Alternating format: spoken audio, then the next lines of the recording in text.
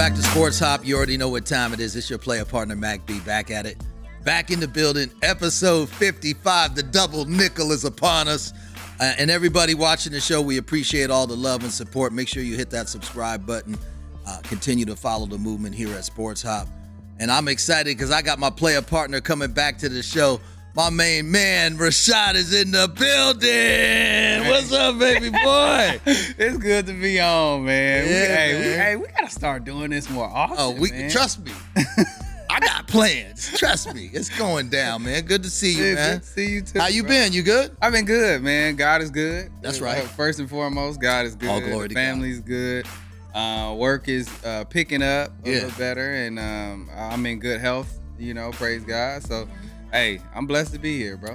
That's right. Well, we blessed to have you, man. We're going to dive right in. We got a busy day today. So, NFL Draft is coming April 24th, a couple days away in Green Bay, by the way. I see you always repping the Cheeseheads. You already know. Big time Packer maniac over here. Interesting. Okay, we're going to dive in, man. So, Tennessee's got the number one pick. Right. We all know. Right. It's not a secret. Cam Ward at a University of Miami. The Hurricanes quarterback, generational talent. I think he's good. Shout out to the U. Shout out to the Okay. We Shout see out to the U. Right? Everybody knows, and I think Tennessee knows what they're going to do with that number one pick. I think they're going to go with Cam Ward. Right. I think it's a good move.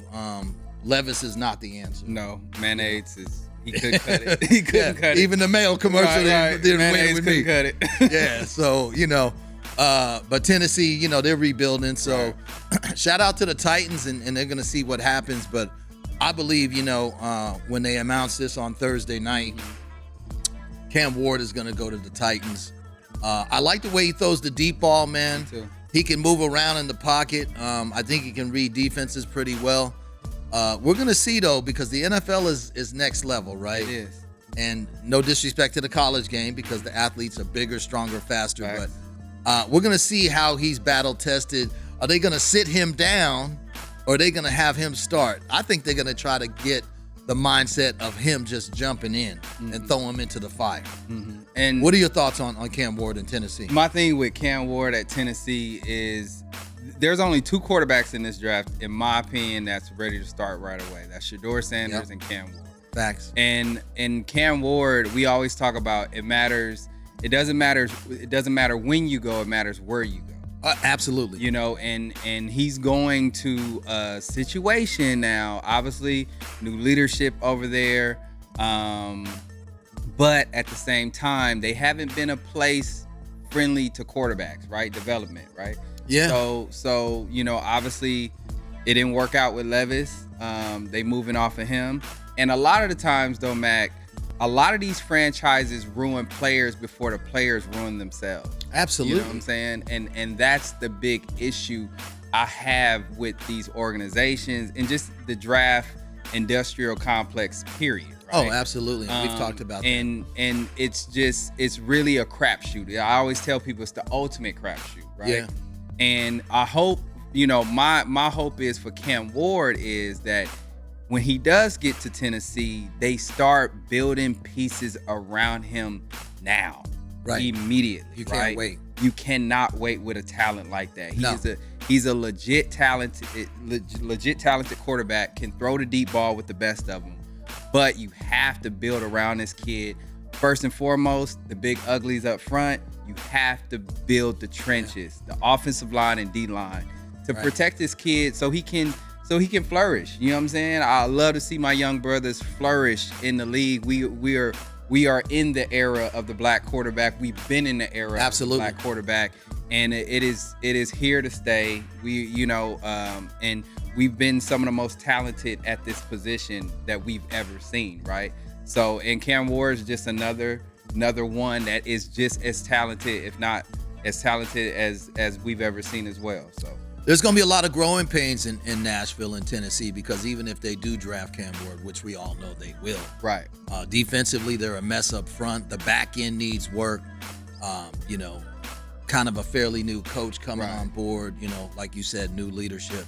So Tennessee's going to have some growing pains, but they do need to surround Cam Ward with the necessary pieces in order to put him in a position where he can win. Correct. So we're going to pivot and we're going to move on. We're going to hop to Cleveland, Ohio. The Browns have the number 2 pick. There was some early interest in Shedeur Sanders. Now, to be honest with you, I don't know if Coach Prime is going to allow that to happen because that's basically purgatory for any quarterback who's trying to basically go to the next level. No disrespect, Cleveland. I love y'all fans and your passion. But organizationally, you guys have just been a grease fire. It's just been in fact, let me go ahead and flush the toilet now and wiggle that handle because it's just been a complete you-know-what show in Cleveland. I'm going to keep it PG-13 today, okay? Y'all lucky I'm in a good mood. But at the end of the day, the Browns, through my resources and kind of like a mock draft, I think they're going to try to get Travis Hunter with the number 2 pick. Great two-way player. He came out recently and indicated if a team is not going to allow him to play both sides of the football, he doesn't want to play football, which I think is a bold statement to make when you haven't played one NFL snap. Right. I personally believe he can do it, but I don't believe he'll have the ability in the NFL to play both sides for the entire game because the athletes are faster, stronger. Again, coaching is different. You're just on a whole nother level, in the NFL than you are in college. Not to disrespect the college athletes and the programs because there are generational players. But through my sources, Travis Hunter is on the radar of Cleveland. We'll see what happens with that number 2 pick. The Browns also need a quarterback, but the question is, who's going to be brave enough or have the balls to want to go to Cleveland? Because this just has a history of just dysfunctional activity, poor organizational management, poor decisions in the draft, and that Deshaun Watson situation is not getting any better, it's getting worse. So I know they recently had to make some adjustments to his contract. I believe he was doing a TikTok dance when he re-injured that Achilles, in case y'all didn't know. That's crazy. Was on social media with his girl and decided to hop out of the car and do some kind of TikTok, and you like 3 months into rehab. That's nasty. And you trying to dance? I mean, you really gonna dance on your paycheck in the wrong way. So I don't understand that. But back to Travis Hunter. I love Travis Hunter's game. I think he's a great player. To be honest with you, if he is trying to play both sides of the football, I think he'll thrive in a different environment. I don't think Cleveland is the place for him. But it remains to be seen. The Browns do have the number 2 pick. We're a couple days away from the draft, so it'll be interesting to see how that plays out. If you're Cleveland, because I mentioned this earlier before we got on the air, if I'm Cleveland, not Shedeur, but if I'm Cleveland and I'm the GM, I would have my eyes on Shedeur Sanders because you need a quarterback to win in this league. True. We know this. We've went over this many times.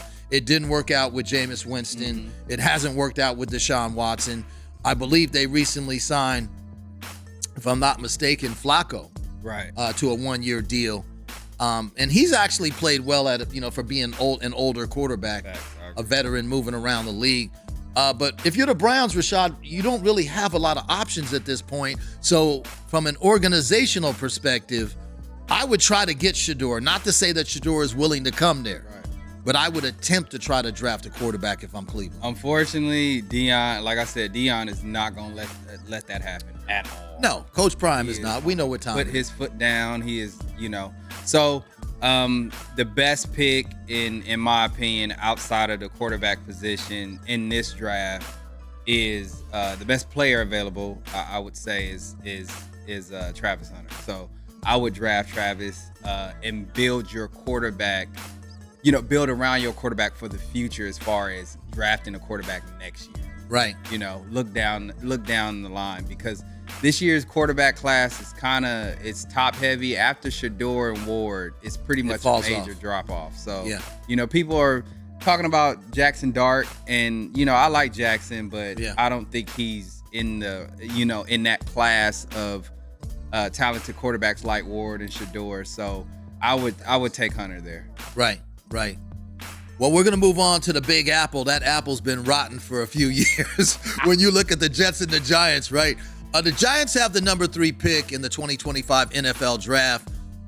They do have an interest in Travis Hunter as well as the edge rusher Abdul Carter out of Penn State. So that'll be interesting to see what decision they make, what direction they go in. The Giants need a lot of work. They need a lot of help.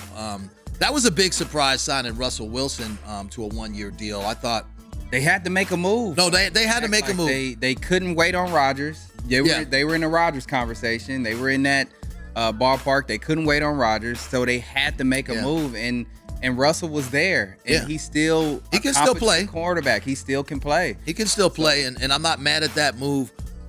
We're gonna see what happens on Thursday night. It'll be interesting because the Giants need a lot of help defensively, like on the front end, with that defensive line, and their offensive line is a mess. Trenches. I keep telling people that's where you're gonna win games. That's when you're gonna win championships too. So in the trenches. And you also have to keep in mind, Rashad, you got to win in this league, and part of winning is predicated on getting to the quarterback. Right. You got to put pressure Facts. on the opposing quarterback. And Abdul Carter is no joke. That's a bad brother, man. So we'll see what happens. If Travis Hunter is available at 3, I would grab him, to be honest. Big name, generational talent, New York, the bright lights. Right. He can handle that. It makes a lot of sense. I think he can handle that. What I don't believe he's going to handle is losing, because he's not used to losing like that. I know Colorado didn't win the whole thing, and they did come back, when Deion's first year, I believe they won 4 or 5 games. Right. And last year they stepped it up and won 7 games, if I'm not mistaken. But at the end of the day, Travis Hunter's a winner. He is. And he wants to play for a winning organization. Yeah. The Giants, unfortunately, just like the Browns, have had a level of dysfunctionality for a long time. Ever since Eli left, honestly. Yeah. That regime. And ever since Coughlin left. Yeah. He was a hell of a coach. Yes. We got to look at that as well. So at the end of the day, shout out to the Giants. I hope you guys can get it together. Again, if Travis Hunter's available, I would go with Hunter. If he's not, I would grab Abdul Carter. Okay. With the 3rd pick. What are your thoughts on that situation? I like Abdul Carter. He's the best edge rusher, the best pure edge rusher in the draft. Yeah. I believe, and legit talent. He's battled some injuries, obviously, but his upside is crazy. Yeah. To me, he has like a Michael Parsons type of upside to where he can make that kind of an impact. And I know I'm not saying that just because they went to the same school, obviously Penn State, but he has that kind of talent and upside. So I would definitely take him there at number 3. Yeah. So shout out to the Giants. I know you guys are trying to resurrect the franchise. We wish you well moving forward. Right. And speaking of moving forward, we're going to go to Foxborough. Shout out to the Patriots. New coach Mike Vrabel coming in. They did my boy Gerard Mayo wrong. No, I gotta say it. You gave the brother 1 year. 1 year. Yeah. And we got the axe. I'm like, man. Hey, and we know why. We know why. We know what time it is. but at the end of the day, I don't think they handled that situation the right way. But Mike Vrabel is a winner. Right. He proved that at Tennessee. I like his coaching regimen. I like his players coach mentality. I think he can get some things rolling in New England, but it's going to take some time because Drake May is still very young. He needs further development. They need to work on that offensive line as well. But one thing that can help him is if you got a bell cow coming out of the backfield. And speaking of bell cows, your former alma mater, right? Out of Boise State. Shout out to Ashton Genty because, man, brother, I've been watching you boogeyman for a few years, and I just love your game. I love your winning attitude. Right. I mean, this guy can just literally carry the load. I mean, I'm talking like 25, 30 carries a game. And not even show me that he's really tired. I'm like, he's a bell cow with a capital B. I believe that if he's around, and I do believe he will be around at 4, I think it would behoove New England to go ahead and grab him because he would be great in the play action game, right? To open up space in the pocket for Drake May to maybe stretch the field and throw down the field. I know New England needs some receivers and some speed on the outside as well, but if Ashton Genty is around at 4, I would grab him. If I'm the Patriots, it makes a lot of sense. What are your thoughts, man? He makes a lot of sense for a couple teams. especially New England, and shout out to Boise State, my alma mater. Right. But he makes a lot of sense for a couple of teams. The thing is with Drake May is he's in year 2 now, so he needs to take that next step as well. Yeah. And having a guy like Ashton Genty back there that can take the load off of him is vital. So to me, he's this running back class though, Mac, is crazy good. Oh, dope. It is one of the best in years. One of the best classes in years, Mac. So they don't have to take the best running back in the draft, obviously, but because there's so much depth in this draft, they can go offensive line here, they can go receiver here, right? But obviously that kind of talent, Ashton Genty, I don't know how you pass on it. I mean, if it's it was tough. me. It's tough. So I would love this pick for them at number 4. Right. Well, we're going to head down to Duval County. Shout out to the Jacksonville Jaguars. They gave Peterson the axe, so they're under new leadership as well. Owner Mr. Khan, he's not playing. I know that he wants to win. But the Jags had a disappointing year. But doesn't it feel like they're under new leadership every 2 years? Oh, absolutely. Absolutely. I don't think I think they gave Peterson the hook too quick. I think he's so winning. Considering all the injuries with Trevor Lawrence, your top 2 receivers were out. They just had a lot of injuries. They were in a lot of close games. But the Jags are looking at Mason Graham, with their draft pick, and I don't think that's a bad move for them. But I do believe, and I'm just putting it out there. Shout out to Trevor Lawrence. He does have flashes of brilliance at the quarterback position, but he's been very inconsistent, and he's been a turnover machine like the last few years. So if I'm Jacksonville, even if it's not this year, within the next year or two, you need to look at bringing in another quarterback just to have an insurance policy, because number one, Trevor Lawrence has been getting banged up a lot, right? And number two, he's shown a lot of erratic play. He hasn't been consistent. I'm just putting it out there, man. Look at the amount of turnovers in the last couple years. He's got more turnovers than any other quarterback in that division. And I'm just saying, you really got to think about this if you're Jacksonville. I'm not saying you bench him. Right. But, if there's a quarterback there and you have a high pick, I wouldn't really be mad at him if they kind of did that. They just gave Sunshine the bag, though, Mac. Hey, that bag's got a big hole in it, brother. Yeah. Them groceries have been falling out. That's the problem. They just gave him the bag, though. Like that. I know everything that you're saying, you're right. Okay, you're spot on. I'm not saying that you're not, but you're spot on. But it's just, look at the outside of Peterson, he's had so many up and down coaches. Yeah. Obviously the Urban Meyer that was issue, a mess. that was a mess. Yeah. So Peterson was the best coach he had as far as stability goes, right? Yeah. So and then they got rid of him. So it's just I just feel like that again, that organization. Yeah. They fail. Organizations fail players before players fail themselves, man. Man. It's just tough, but I still believe in Sunshine. He has to prove it this year. Obviously, a new system again, new regime again. But I still believe in the kid. I hope he can prove me wrong. But look, everything that you listed, you're spot on, bro. It's a matter of can his receivers stay healthy and be on the field, and can he be on the field, right? Because can he get the protection he needs to be on the field? That offensive line needs a lot of work, man. Yes. And I'm just saying, I agree.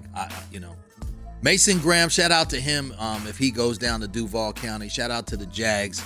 We'll see how it plays out. We're going to move on to Sin City and head to the 702. Shout out to Viva Las Vegas and the Raiders. They are under new leadership as well. I love the hire of Pete Carroll. You also just gave up a number 3 pick for Geno Smith. I think they upgraded immediately at the quarterback position with Geno Smith. I think they upgraded as a head coach. Shout out, by the way, to Antonio Pierce, who did what he could in the brief time that he was the interim coach. But I think Pete Carroll, with his leadership and his experience and his pedigree, I think he's going to bring a lot of value to the Raiders. They got the 6th pick in the draft. through my sources, I mean, Shedeur Sanders is still on the radar, right? Him and Ashton Jonty are two players that the Raiders are eyeballing right now.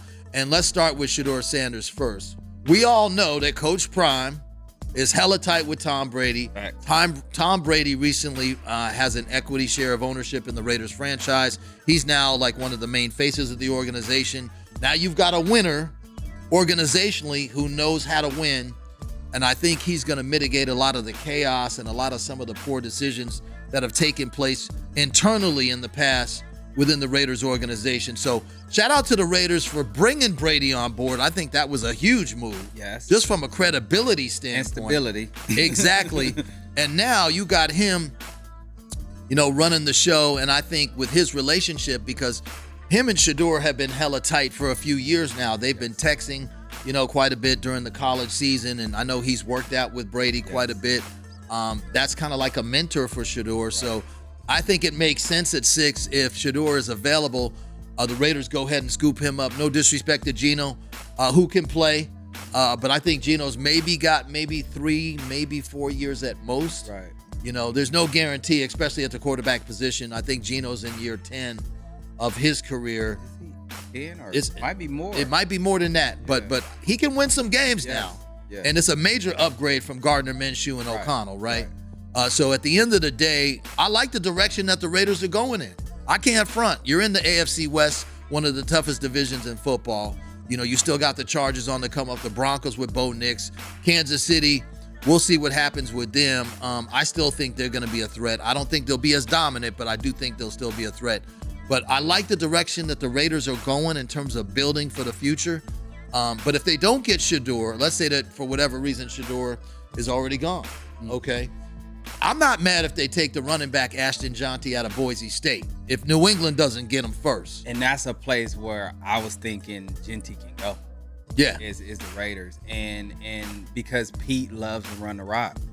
He'll be the bell cow. Yes, he would be. He would be their Marshawn Lynch in a sense. You know? And the thing with the Raiders, I love the hire of Brady, obviously being in that organization, that front office. And I do like the Pete Carroll hire because it does give you stability there because he's a Super Bowl winning coach. Absolutely. Knows what it looks like, right? And what it takes to get to that point. Because, man, we've been talking about the Raiders for over a decade now because they've been bad since, they haven't been good since, 2000 and... About 15 years. 15? 2002, 2003? Yeah, it's been almost It's been a years. long time since the Raiders have taken that leap. They've had good seasons here and there sporadically, but it hasn't been consistent enough. And that's what Raider fans are clinging to is consistency finally. Right. It's one of the best fan bases in all of sports, one of the most passionate fan bases. Big time. In all of sports. So shout out to Raider Nation. So I hope they can, if they do take Shedeur here, he can sit behind Geno, learn some things the first year and hopefully take over after. But to me, and like I said earlier, there's only 2 quarterbacks in my opinion that are surefire starters day one, and he's one of them. So Right. Well, shout out to the Vegas Raiders. We're going to see how it all plays out on Thursday night. I do like the direction that they're going in with Brady behind the scenes. Pete Carroll, you got Geno in the mix. So shout out to the Vegas Raiders and Raider Nation. Right. Love your passion out there. We're going to move on. We're going to go back to the Big Apple, formerly the Rotten Apple. Hopefully it won't stay spoiled, right?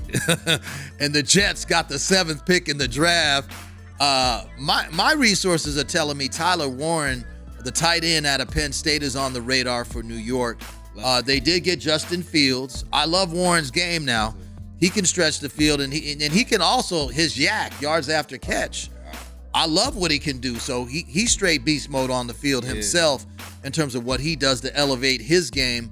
The Jets, to me, they've got a lot of holes to fill. Right. This is not like, okay, we pick up Tyler Warren and then we start winning and competing for the division. I think the Jets are on about a 3 to 4 year plan here, especially with a new head coach. Aaron Rodgers has left the building. Right. Devontae Adams is gone. There's a lot of changes. And so I think it's just one of those situations where you got to build and add pieces. But I do believe that they need a lot of work up front with that offensive line, as far as protecting the quarterback. And then I also believe back end, I like with Sauce Gardner and the other corner on the other side. Forgive me, I can't remember the brother. I think it's Reed. Yeah, but I do like their back end. I do think that they need some work on the offensive line. I do like their running back, but, he came off a serious ACL injury, but he still was running the rock. So shout out to him as well. But, we'll see what happens at 7 with the Jets. We were talking off the air, and I told you, and I'm going to stand behind it, not to say this would happen, New York, but if Shedeur Sanders is still available at 7, and I'm coming on the other side as a GM, right, or a head coach, I would try to get him if I was the Jets, because you have Justin Fields.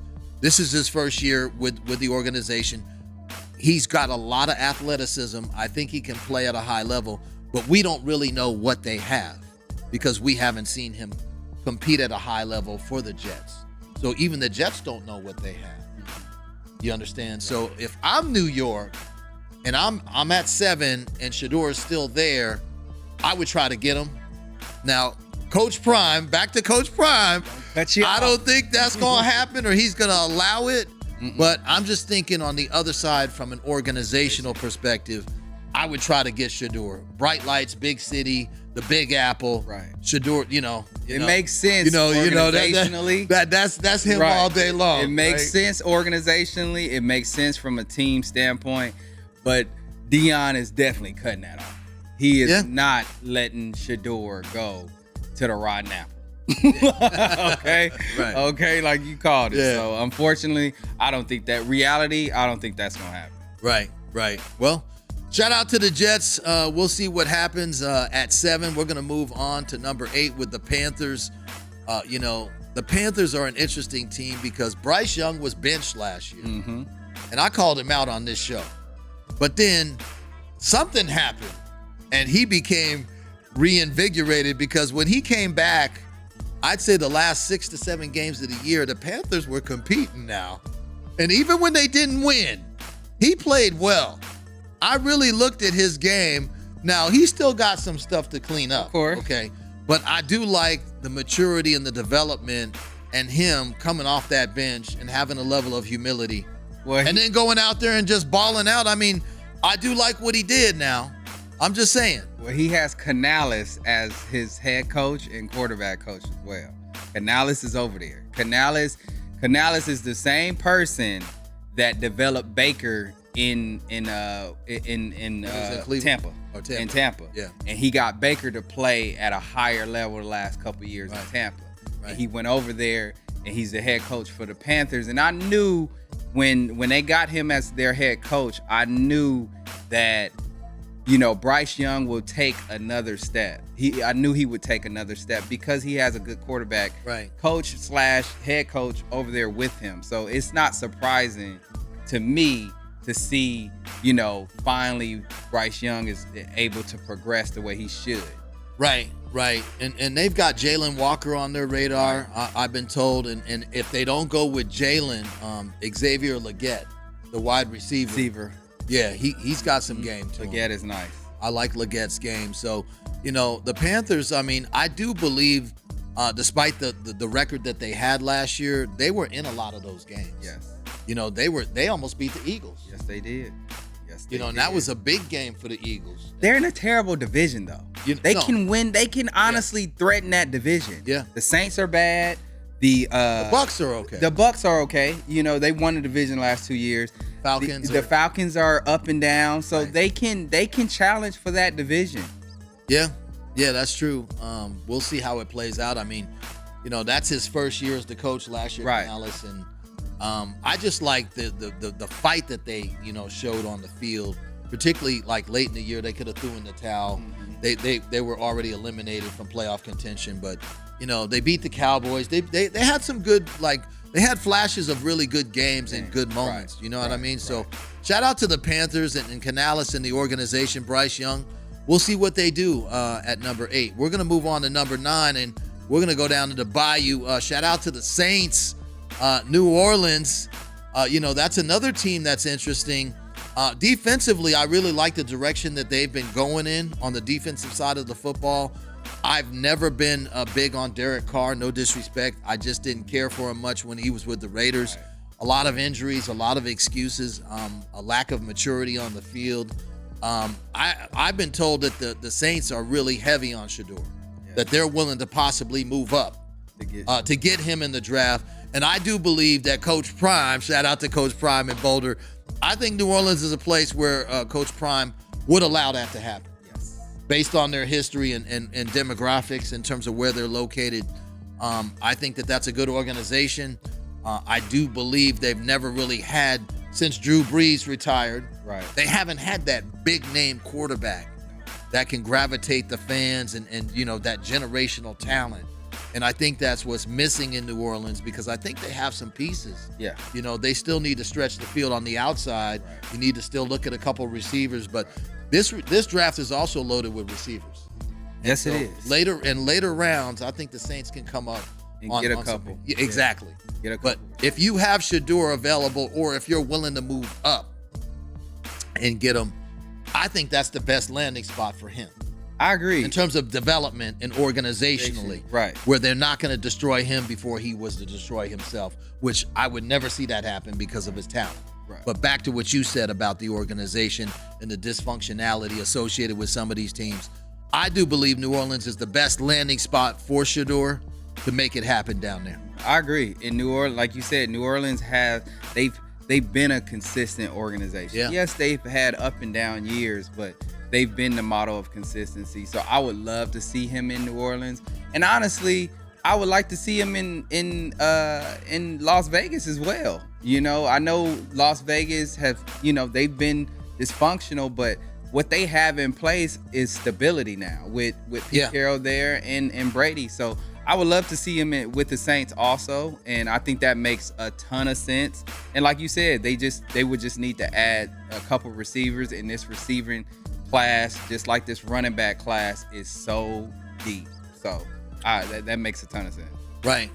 Well, shout out to the Saints. Good luck in the 2025 campaign. It'll be interesting to see how that plays out down there in the Bayou. We're going to go to number 10, the Chicago Bears. Shout out to the Bears. I mean, it's just been disappointment. Hey, by the way, your take on Caleb last year was definitely spot on point. And I agree with you. I mean, it was spot on, but the Bears have just been a mess, right? They've just been a mess, man, organizationally. And I've got reservations with Chicago no matter who they take. Right. I know they have an interest in Tyler Warren, the tight end out of Penn State. Through my resources, they're also interested in Will Johnson, the quarterback, because they do need some help on the back end. Yes, they do. They gave up a lot of big plays down the field last year. So shout out to the Bears. If I'm the Bears, I would go with the cornerback, to be honest with you. I know that's a questionable decision for some, but you gotta get your defensive game in perspective and intact, and you also need to look at that offensive line. Because even if you have the wide receiver or the tight end out of Penn State, if he doesn't have time to throw the football, then it doesn't really matter at all. And I'm gonna take off my bias hat. You guys know I'm a Packer fan. Oh yeah, I know. The Bears season, I always say the off season is Bears. So, but at the same time, I will say, if I'm them, I'm either drafting a bell cow running back to help, take the load off of Caleb, or I'm going offensive line, man. You drafted Caleb number 1 overall the year before. You have to protect this kid. He took the most sacks in the NFL last year. Yeah. He was sacked the most. Right. And they allocated resources in the offseason and free agency to that offensive line. But who knows how that's gonna work out? These dudes ain't never played with each other before. Right. And it's all about cohesiveness. It's all about that first 5 playing together, reps, repetition, year in and year out. And they need to add to that. They need to add to that offensive line. And if they're gonna go anywhere, next season, it's gonna be because they've added resources to that offensive line, and that offensive line is being coached up, and they're playing lights out. So. Yeah. So, I still believe you got to give Caleb Williams some time to develop. Oh, for sure. That was only his first year. Right. He did have some good games. Right. Where he showed flashes of, Yes. of really dominance I agree. at the quarterback position. But, they've got a lot to clean up. It's not going to be a 1-year plan. I think it's a 3 to 5 year plan in Chicago, from an organizational, a back office perspective and on the field. Right. So we'll see how it plays out on Thursday night. Shout out to Chicago. We're going to move on. NBA playoff time. It's that time of year. Them boys are out there balling it up. Shout out to the Lake Show. They didn't really give us much to cheer for, particularly in that second half against the Timberwolves. So I really believe, and I told you this before, all the pressure is on the Lakers here. Yes. Okay? Even if they won game one, the pressure is constantly on the Lakers. You bring in Luka. You got LeBron. You've got Austin Reeves. I think you've got a triple threat in those guys. It's the same old song and dance, though. Defensively, they can't stop Anthony Edwards. They can't rebound the basketball consistently. Not a lot of rim protection. Nope. Minnesota's got a lot of length. You got Naz Reid. I mean, you got all these great players. They do. And I'm just like, hey, Mike Conley, hello. You got Julius Randle, DiVincenzo. So Minnesota's got a lot of length, but they also can shoot the ball from the outside, right? And now that the Lakers lost game one, it wasn't even so much to me, Rashad, that they lost, it's how they lost. You start out hot in the first quarter. I believe they had an 8-point lead at the end of the first quarter. And then the rest of the way, you get outscored by like 35 points at home. Yeah. And I'm just like defensively, like I love Luka's game offensively. Great player, generational talent. Definitely top 5 in the league in my book in terms of offensively. But, he can't guard anybody.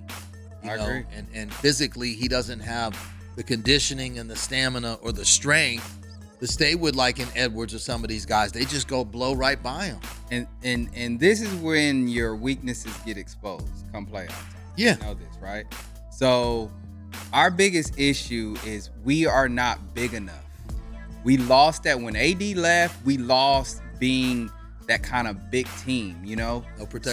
So no rim. We don't have a rim protector like that. So like that's been our issue this entire year. And in my opinion, we overachieved. I didn't expect the Lakers to be the 3 seed. JJ Redick did a hell of a job in his first year. He surprised me. Shout out to JJ. He surprised me and he proved me wrong because I didn't think he would be a good coach at all. Right. And he proved me completely wrong. So shout out to you, JJ Redick. But I think we overachieved this year. And then getting Luka when we did, it was kind of middle of the season. They haven't played enough together right, to develop like cohesively and chemistry, right? It's just, I don't know, man. Hopefully we can rebound, obviously, get this next game 2, and take it back to Minnesota and see, where the chips fall there. But I don't see us doing much this year, just in the playoffs. In my opinion, we just need to add a few more pieces as far as bigs go, and we just need to get bigger. We need to get bigger, and down low, honestly. So yeah, and one other thing, I mean, and I'm a Laker fan. Right, me too. I love the Lakers. I love LA. Shout out to the purple and gold, but I got to keep it real on this show like we always do. If the Lakers lose game 2 and go down 0-2 to Minnesota, the series is over. It's a wrap. They're not going to win 4 out of 5 against the Timberwolves. I agree. Not with that athleticism, and they're well coached. And then they're going to go back home up 2-0. You better be worried about a sweep at that point. So, shout out to the Lakers. This next game is pivotal for LA. We're going to see what they're really about, character-wise. Hopefully we don't get swept. But they have to, if they want any chance to win this series or to stay in the series, they got to win game 2. I agree. It's mandatory. So all the pressure's on LA. But shout out to the Lakers. Shout out to Minnesota, a young team that's thriving. We're going to head down to Houston, Texas. We got the Golden State Warriors against the Houston Rockets. And Steph Curry always doing Steph Curry-like things. Yes, shooting from the outside, lighting it up, making it happen. But now they got playoff Jimmy in the mix. And playoff Jimmy been doing well. I believe he had like 27, 5, and 5 in game 1. He was a major factor towards the Warriors' victory. So my concern with Ime Udoka and Houston is, although they're young and very athletic and they got a lot of speed, they don't have a lot of playoff experience. And so I'm concerned with the Rockets. Can they handle that big game pressure, particularly now that they're down 1-0, giving up the first game at home?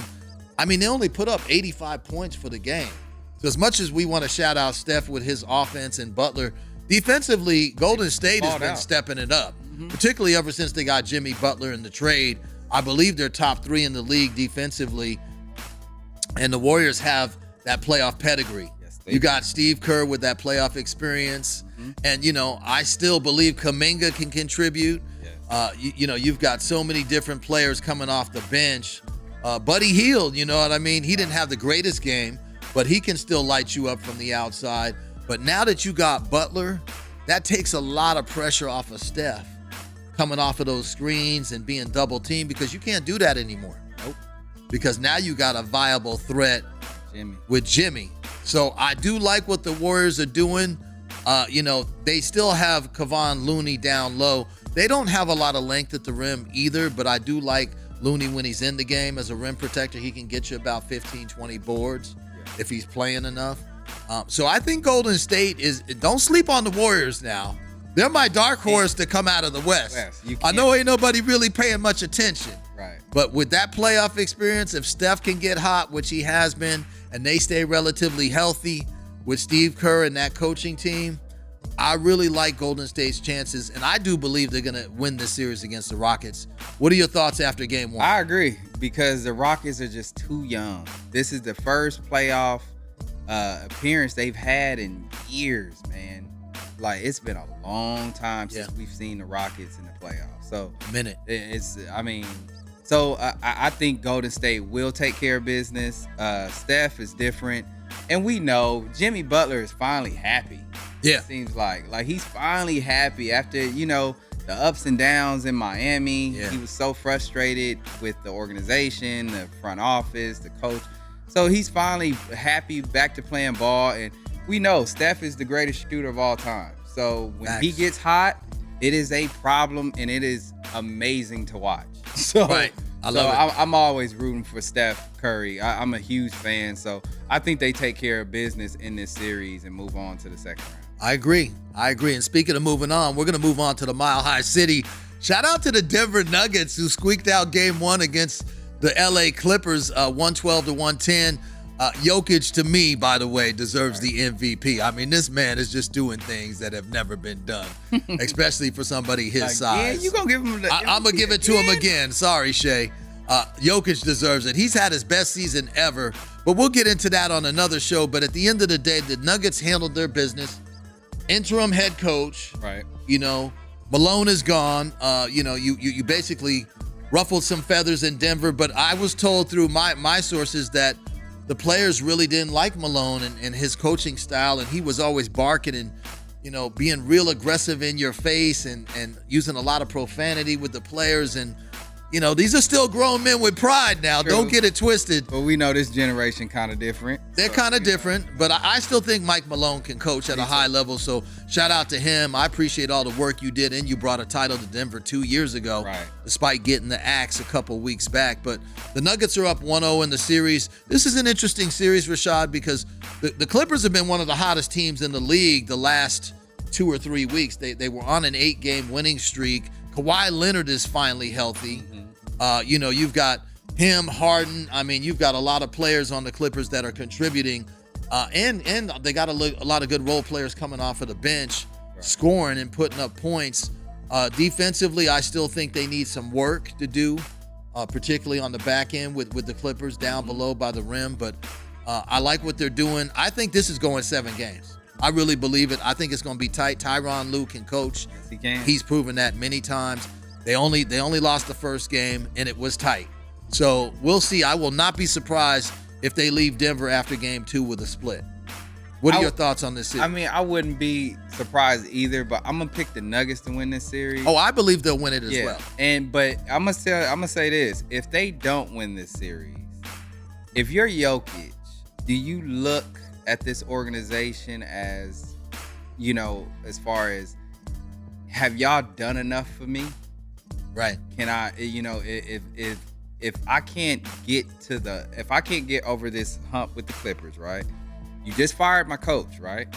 I heard it was a lot of organizational issues. Tension with the GM too. GM and a lot of egos, right? Yeah. We know that. We know a lot of egos destroy great organizations, right? Unfortunately. But if you're Jokic, if you can't get past this, do you ask for a trade? I'll be honest with you. This is the only team he's played for his entire career. True. I wouldn't be mad at him if he asked for a trade, but based on his character and his loyalty, I don't believe he will do. Okay. I think his loyalty remains with Denver because last year, they lost in 7 games to the Timberwolves in the second round. True. So it wasn't like they got dominated, and they lost the first 2 games at home.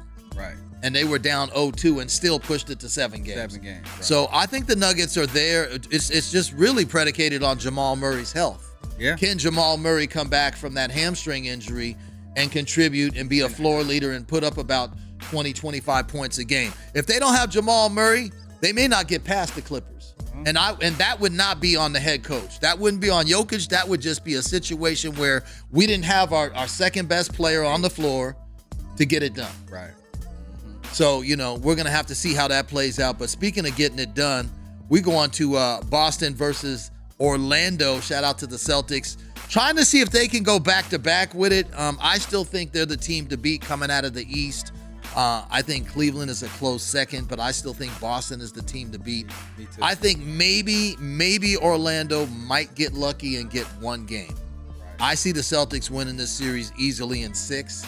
The most it goes to me is 6. I wouldn't be surprised if it ends in 5, and it might be a sweep. Yeah. So get your brooms out I and your agree. dustpan. But I think that, the Celtics with Tatum and Jaylen Brown and, you've got Derek White. You've got so much experience on the wing positions, and they can basically stretch the floor. They can beat you outside. They can go to the rim. I think Orlando doesn't have the necessary pieces Right. to really compete at a high level with Boston. Right. And they're very young still. They're still adding pieces to that team, and Boston is just ready to win it all again now. So it would not surprise me if they do go back to back. I hate to say that as a Laker fan, but it's true. Right. You got to keep it real. So Boston, I think I'm gonna say this. I think they sweep. I think they sweep the Orlando Magic and move on to the second round. Well, they definitely need some rest. A couple guys are banged up, nothing major, but an extra R&R, maybe 3 or 4 days of rest wouldn't hurt. But shout out to the Celtics trying to repeat. I do think they've got a great chance at that. Yep. I do believe they're coming out of the Eastern Conference. It's the West that's really a toss-up, right? I agree. But we're going to move on, and we're moving to Believeland, right? AKA Cleveland, Believeland. Shout out to the Cavs. They handled their business against the Heat in Game 1. I think as well coached as Miami is with Eric Spoelstra, I just don't think they have enough athleticism outside and on the wing and enough personnel to really stay with Cleveland. Cleveland's got those horses, man. Donovan Mitchell and Darius Garland and all these players, and they got a lot of good rim protection too. So Cleveland defensively to me is on another level. Miami would literally have to play a perfect game to even have a chance. With Tyler Hero on the outside and these guys. I mean, I don't see, maybe Miami can steal 1 game in Miami, but I think it's going to be another situation where the Cavs, I wouldn't be surprised if they swept them or they win it 4-1. Shout out to Miami, who's always well coached and still getting it done. And I still love Bam Adebayo's game. He always plays hard down low. So I think the Heat might be able to compete for 1 win in this series, but I think they're just outmatched, and they don't have the youth and the athleticism to keep up with the Cavs. Right. And I think Cleveland's the only team in the Eastern Conference that can challenge Boston for the crown. Oh, I agree with you. That's just how I feel about it. Cleveland, they've been locked in all season long. This is it for them. So, this is the time where you turn it up finally and go chase that ring that they're seeking for, obviously, and they built that team for. So Yeah, I think they sweep the Heat. In my opinion, again too. I think they sweep the Heat and get to that second round because they're looking at Boston. That's who they're looking at. They're looking at Boston. Right, but they went into Boston this year and won a couple games. I know. That's and what won I'm saying. convincingly. Right. So they are looking at Boston because they know in order to get to the finals, to win this thing, they have to go through Boston. They know that. Right. And they've already proven they can beat them in Boston. Right. So and look, that's who they're waiting on. Right. Well, we're going to see how it plays out. We're going to move on to the Big Apple, the Pistons and the Knicks. The Knicks got game one. Tight match, right? Tight ball game up until the last 8 minutes. The Knicks went on a 21-0 run and pretty much closed out the Pistons. Ended up winning the game by like 9 points. But I think Detroit is viable in this series, not to win the series, but I think they're going to win a couple games, right? Particularly when they go back to the Motor City. I mean, the Pistons are a young team. Yes, they got a lot of athleticism, a lot of energy. Defensively, I like what they're doing under a new head coach, Bickerstaff, I believe. Yeah. So I like what Detroit is doing. I do believe the Knicks will advance with Jalen Brunson and those boys. But, what are your thoughts on that series? I say it goes 6 games. I think New York wins it 4-2. I agree. I think it goes 6. That last game was a very scrappy game until like the last 4 minutes. The Knicks pulled away. But I think that game does go 6, and I think the Knicks comes out. They come out and they beat them 4-2. Right. Well, shout out to the Knicks at the Garden, historic place to play basketball. Everybody in New York is turned up. We'll see what happens to them. They got to handle business in the first round against the Pistons. But tell everybody who's watching the show, fam, how they can tap in with you on social media. Oh, yeah. And where they can find you. Oh, man. Shad Eats, at Shad Eats on all platforms. I do food content on the side, sports, pretty much everything. I work in the industry, the movie industry. You know that, Mac. So, everything. Everything at Shad Eats on TikTok, Instagram, Facebook, YouTube. Just look me up at Shad Eats. The Bears still suck. Don't get it twisted. The Bears still suck. Go Pack Go, and I'm excited for this season, man. And you already know what time it is. It's your player partner, Mack B. Tap in with me at Mack B, MACKB as in boy _ at Sports Hop Media, all one word. Episode 55 is in the books. We signing off. Peace and love. Don't forget to hit that subscribe button. Thanks for watching Sports Hop. For all the latest news on hip hop and sports, subscribe here and keep it locked. It's your boy, Mack B.